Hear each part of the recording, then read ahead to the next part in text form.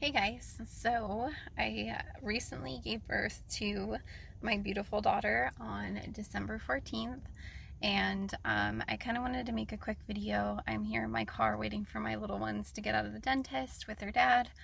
So we're just kind of chilling here, and so I figured I would film this video while I had a chance about tongue tie.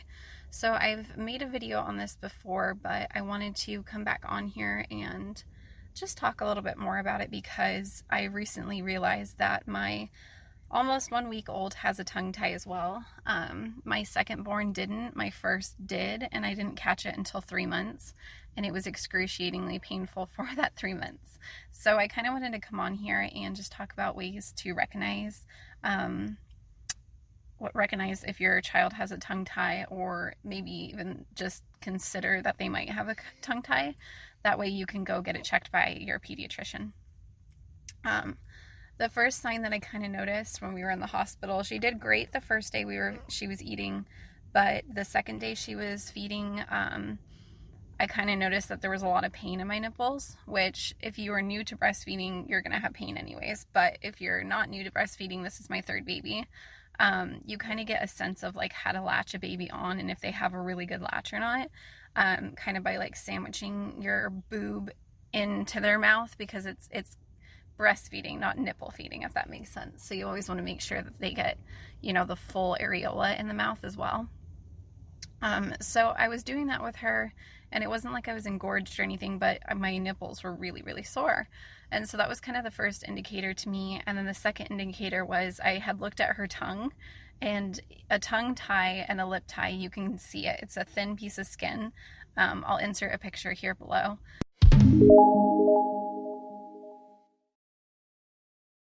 Let me see your tongue. Ah, there it is. You got it pretty good. There it is. Daddy had one. I got that from me, my bad. Yeah. I'm gonna get it fixed today. It's a thin piece of skin on their tongue or their lip that basically holds the lip or the tongue down.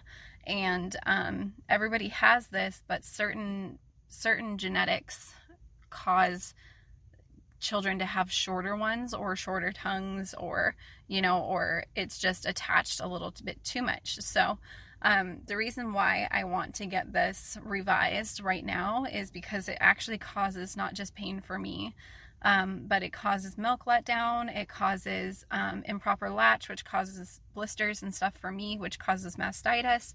That's why I had mastitis for my first pregnancy, or my first breastfeeding experience, I should say. And it's not fun. And in later years in life, around 3 years old, you can kind of start noticing a lisp.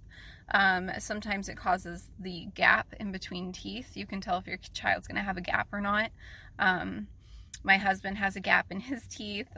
My daughter has a gap in her teeth, and it's looking like Bella is going to have a gap in her teeth as well. So it's interesting how sometimes, not always, but sometimes that can correlate. So yeah, I would say the signs to look out for is if it seems like they can't lift their tongue all the way, if they can't stick their tongue out of their mouth. You can kind of start noticing, especially when they cry, if they're able to do so or not. If they make a clicking sound, like a while feeding, or a popping sound, like they pop on and off of your nipple frequently.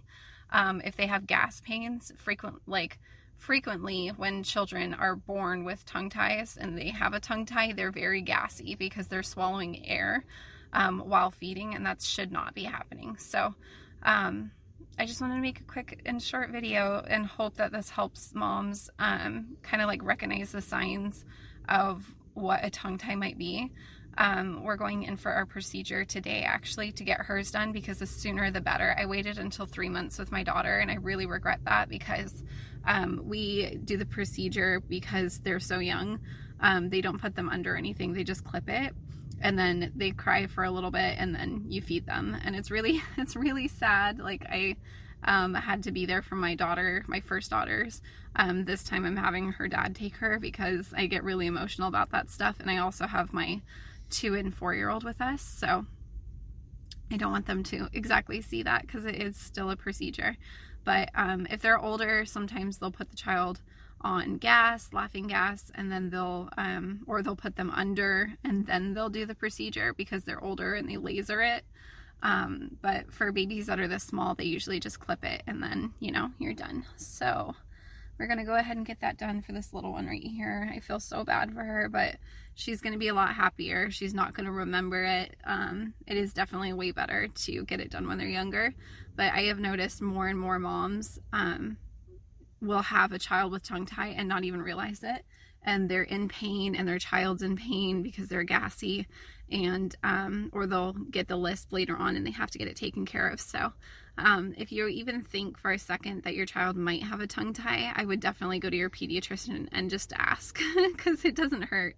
And they'll probably have you go over a checklist and then monitor the symptoms. So hopefully this helps you guys. Just like I said, I wanted to make a quick little video for you. Brett just took Bella into the doctor's office to get her tongue tie revised. How did it go? It went really well. They asked me if I wanted to have one of the nurses come in and hold her down.